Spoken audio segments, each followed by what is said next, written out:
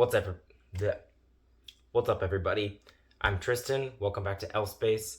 We have to get through a TBR video today because it's almost April, and I want to share the books that I am hoping to read in April. So, without further ado, let's get into it. So, I talked about this a little bit in my bookshelf tour video, that I have a lot of back stock of Book of the Month books, and I would really like to get through some of those. So for the month of April, I decided that I'm only reading books from Book of the Month, because I have like 13, maybe almost 20 actually, that I haven't read yet, which is a lot. It's a lot of books. So I wanted to get through them, and I wanted to make sure that I am actually reading the books that I am getting from that subscription service. Now, I also canceled my membership a little while ago because I was getting so many books, and I had other books that were so much more priority, like higher priority for me, that I didn't want to, continue to get these books that either I didn't know anything about, or books that just like weren't really ones that I was super interested in. So having Book of the Month while I was sort of developing as a reader was really, really nice. I'll probably talk about this in like a full video, like, is book subscription services, are they worth it? That sort of thing. But for now, I've been very happy with Book of the Month so far, but I just needed to stop and focus a little bit more on my more tailored, reading interests. But so all of these books are going to be from Book of the Month, from various months. You'll notice that a lot of them come from like 2 years ago or something like that. It's been a while. I'm also like getting over being sick, so I am going to be sniffling and probably have a bit of a gravelly voice, but that's okay. All right, first book is a pretty recent one for the Book of the Month thing, so this has not been on my shelf super long, but it is The Mayor of Maxwell Street by Avery Cunningham. This book, it's one of the ones that I judged by its cover. I love the 1920s. I am a huge fan of The Great Gatsby and that whole era. I really like the whole Gilded Age and everything. And when I saw that it's focusing on a Black woman as the central protagonist, I was like, sign me up. That sounds amazing. Because we don't get a lot of stories about Black people in that time period, at least not ones that are, like mainstream or anything like that. Although I did read some scholarship about how Gatsby in The Great Gatsby is described as having dark skin, and there is a subset of scholarship that's talking about how he might actually be like a Black man who's passing for white, which would be pretty interesting if true. Anyway, so I'm going to read this one. Let me give you the synopsis. I have my bookmark. What is this one? Was it something I read? Was it something I read? Who knows? Whatever. The year is 1921, and America is burning. A fire of vice and virtue rages on every shore, and Chicago is its beating heart. Nellie Sawyer is the daughter of the wealthiest Negro in America, whose affluence catapulted his family to the heights of Black society. After the unexpected death of her only brother, Nellie becomes the premier debutante overnight. But Nellie has aspirations beyond society influence and marriage. For the past year, she has worked undercover as an investigative journalist, sharing the achievements and tribulations of everyday Black people living in the shadow of Jim Crow. Her latest assignment thrusts her into the den of a dangerous vice lord, the so-called mayor of Maxwell Street. And I don't need to read any more of this synopsis to know that I am going to love this one. This sounds amazing, and everything that I like about fiction, historical fiction, etc. It sounds great. Okay, next one is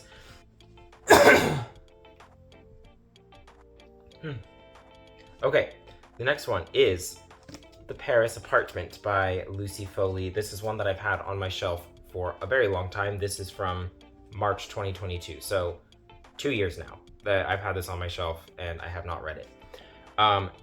I was intrigued by this one because it takes place in Paris. I have seen Lucy Foley all over BookTube, all over book advertisements and everything, and I've been curious enough to, try her out. I don't normally go for thrillers or things like that, but Lucy Foley did write a Miss Marple story for a collection of Miss Marple short stories that were I'll talk about this in my wrap-up video, but anyway, I liked her writing, and I liked how she did the Miss Marple character. So I'm interested now more so to pick up one of her actual novels and get into this one. Plus, this does sound pretty good.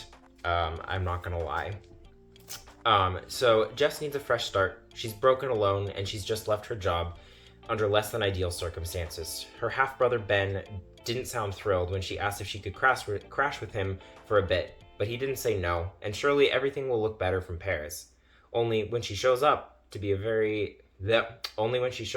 a very nice apartment, could Ben really have afforded this? He's not there. So that sounds interesting. And there's, meet the residents of number 12, Rue des Amants, a beautiful old apartment building in the City of Light. The socialite, the nice guy, the alcoholic, the girl on the verge, and the concierge. Everybody's a neighbor. Everybody's a suspect. And everyone knows something they're not telling. See you in Paris. So I also love Paris as a setting. Obviously, I'm a French literature guy. So this is going to be one that I'm pretty excited to pick up. This may be the first one that I read in April because, like I said, it's been on my list for a pretty long time, and this sounds kind of like a fun one. I just read a nonfiction book on the rebirth of Paris under Napoleon III and the Baron Haussmann. So I might pick that up just, because I'm in the mood for Paris right now. Okay, next up is As Long as the Lemon Trees Grow by Zulfa Katou. So this is a YA novel that talks a lot about the conflict in Syria, and I've heard that it is one of the best novels that was published in 2022. I've seen it on a lot of best of lists, and one of my favorite booktubers, Allison Pages, is obsessed with this one, and I was already intrigued again because the cover is beautiful, and it just sounded interesting. I love the title, As Long as the Lemon Trees Grow. I think that's a great title. But, I think it's dealing with, well, I'll read the synopsis and we don't have to speculate about it. This is my land, and just like the lemon trees that have been growing here for centuries, spilled blood won't stop us. Salama Kassab was a pharmacy student when the cries for freedom broke out in Syria. She still had her parents and her big brother. She still had her home and an average teenager's life. Now, Salama volunteers at a hospital in Homs, helping the wounded who flood through her doors daily. Secretly, though, she's desperate to find a way out of her beloved country before her best friend and sister-in-law, Layla, gives birth. And her desperation grows. Her PTSD takes physical shape in the form of companion Quaff, who haunts her every move. And that sounds fascinating. I have never read anything. I don't think I've read anything about a character that has PTSD. So that is something that I'm pretty interested in, as well as this is a conflict that I think that more Americans and, let's say the quiet part out loud, more white Americans need to learn about. And so this is something that I'm very interested in reading and pretty excited to pick up. So this may be the second book that I pick up in April, but we'll see. I do not bind myself to any sort of order of which book I decide to pick up at any time. But anyway, next is a pretty beefy book. It is Wellness by Nathan Hill. This is from October 2023, so this has not been on my shelves for that long. And this is about when Jack and Elizabeth meet as college students in the 90s. The two quickly join forces and hold on tight, eager to claim a place in Chicago's thriving underground art scene with an appreciative kindred spirit. Fast forward 20 years, and and now they're grappling with the routines of married life, the challenges of parenting, and the indignities of aging. Not to mention cults of positive thinking, polyamorous would-be suitors, Facebook trolls, NIMBY protests, and something called Love Potion Number 9.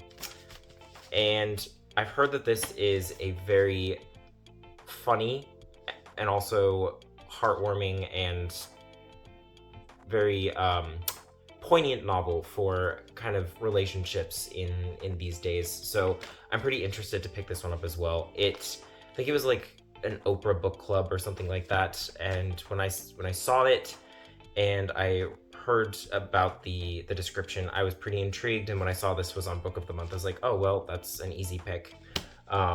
So yeah, that one I will get to in April, ideally.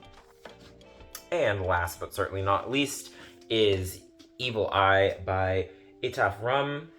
And this is about Yara Murad, who has worked hard to outrun the demons of her tumultuous childhood in Brooklyn. Now ensconced in suburban North Carolina, Yara has achieved everything she aspired to. She's highly educated and teaches art at a local college. She's also a wife and mother, raising 2 precocious daughters with her businessman husband, Fadi. But her marriage is nothing like the high conflict relationship she witnessed between her parents as she was growing up, and she knows her life is worlds better than her mother's, with the kind of freedom her mother had only dreamed of. So why doesn't it feel that way most days? Why does Yara experience flashes of anger out of nowhere, or a sadness she can't name? When an incident at the college threatens Yara's job and peace of mind, her mother suggests that a family curse could be to blame. While Yara doesn't believe in old superstitions, she wonders if an evil eye may be at work.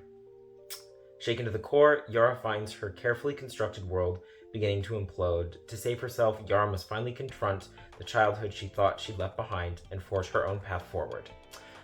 And if I'm not mistaken, yes. So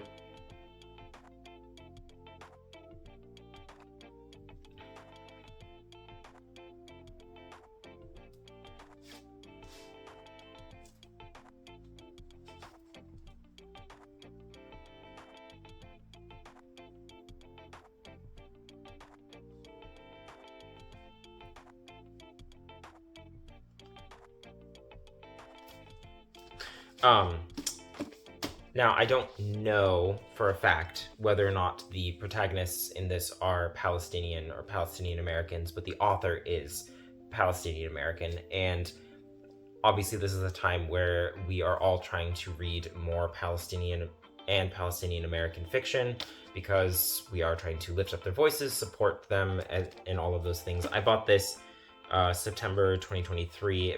Palestine, the Israel-Palestine conflict has always been something that I've been very engaged in and very passionate about, promoting freedom for Palestine, etc.